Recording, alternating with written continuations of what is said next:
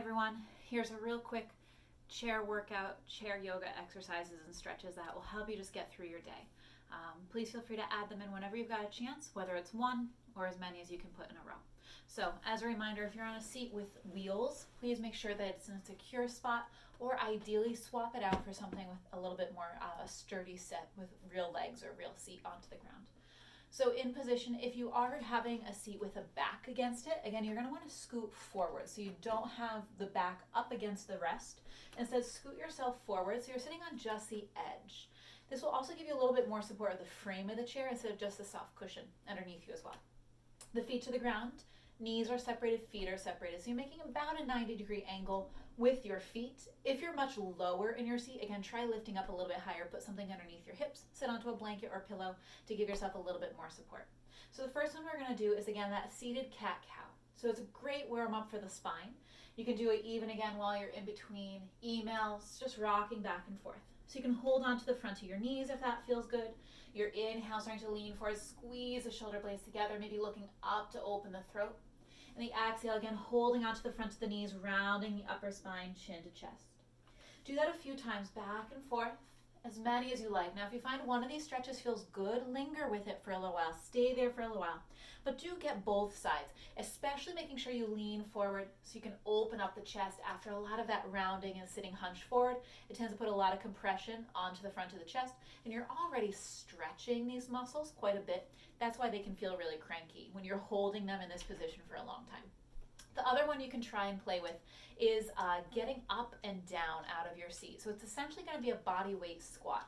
So for position, again, scooting yourself as close to the edge as you can get while still sitting onto the chair or surface.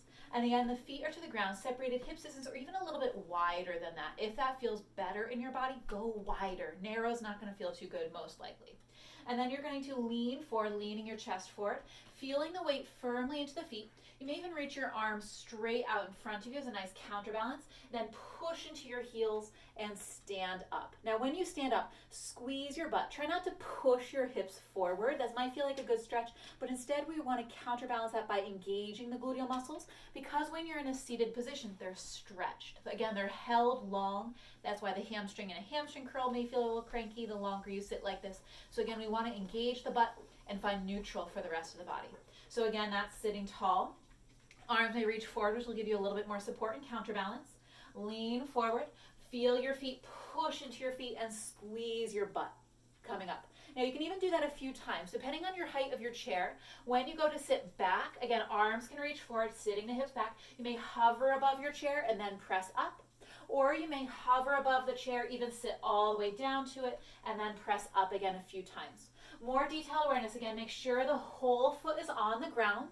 And when you're starting to lean back, think booty back, arms forward, but nice tall in the spine. So we don't want to start rounding forward. Instead, think nice tall spine looking straight forward. Do those a couple of times. Again, if you're in between calls and you've got literally like 30 seconds of that, you're going to feel the heart rate start to race a little bit more, get some blood pumping, get a little bit of movement, but it's also, again, going to help out the hips and the low back. So as much as possible, again, those seated cat-cows, a couple of times sitting up and sitting down can be super, super helpful. We'll come back with more in another couple of days. If you have any questions on any of the movements or exercises, just leave a comment, send us a message, reach out to us however you need. Stay well. See you soon.